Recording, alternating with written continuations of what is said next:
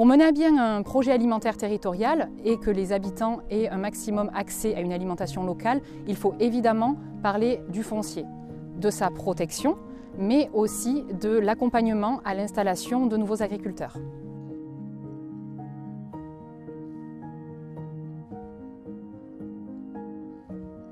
Le parc mène donc des actions sur ces questions-là, notamment avec ses partenaires tels la SAFER, la Chambre d'agriculture, mais aussi les ADR et l'organisme Terre de Liens.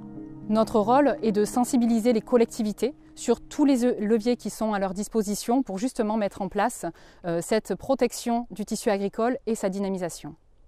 Bon, on s'est mis au bio local très tôt.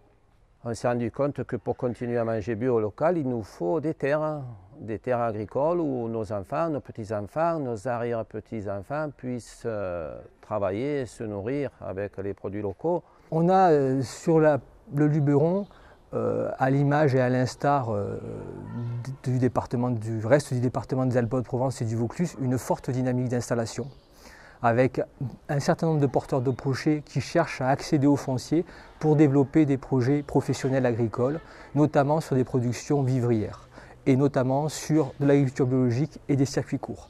Et à l'instar d'autres secteurs, on a effectivement une complexité particulière, c'est qu'il y a une pression forte sur ce foncier-là. Une pression à travers la perte de ce foncier agricole, sur des projets d'urbanisation et de changement de destination. Donc ça renvoie à la question de la préservation de cet espace agricole. Nous avons particulièrement sur ce territoire un travail, un challenge, une ambition, c'est de travailler avec les cédants, parce que ce sont les cédants qui disposent de la maîtrise d'un foncier qui sera à terme disponible pour installer de nouveaux porteurs de projets.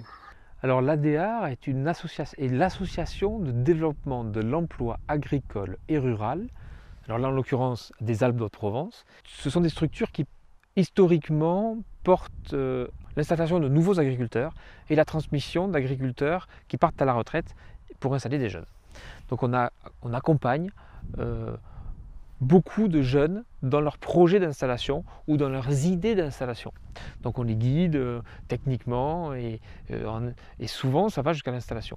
C'est stratégique pour installer plus de jeunes et arrêter cette hémorragie du monde agricole. Les 10 dernières années, on a encore perdu 100 000 agriculteurs en France. On se bat pour installer des jeunes sur des surfaces à échelle humaine et transmissibles. Des jeunes qui veulent s'installer, il y en a beaucoup. À nos yeux, clairement, la problématique vient d'un accès au foncier. Et on essaye de faire appliquer ces lois qui existent, on appelle ça le contrôle des structures, pour limiter la taille des exploitations agricoles, du coup, pour mettre en place des fermes à échelle plus humaine et donc plus transmissible aussi. Nous sommes sur l'espace test de Pertuis de la métropole Aix-Marseille-Provence et de la commune de Pertuis. C'est un lieu de test en agriculture biologique pour des porteurs de projets qui souhaitent s'installer en agriculture, maraîchage ou horticulture à l'avenir sur le territoire de la métropole. La couveuse a été mise en place parce qu'ils se sont aperçus qu'il y avait un manque de produits locaux. L'objectif de la couveuse, c'est de permettre à des futurs porteurs de projets en maraîchage diversifié bio de se tester sur un lieu pour apprendre des connaissances en agriculture et après pouvoir s'installer sur un autre endroit. En fin de compte, ils font tous les choix que font un agriculteur sans avoir besoin de prendre un statut d'exploitant agricole et d'avoir eu à acheter ou de louer du foncier et des bâtiments. La seule contrainte, c'est d'exploiter en agriculture biologique, mais après, c'est eux qui font tous les choix de production et les choix de commercialisation. Donc on a créé des ZAP tout autour du village.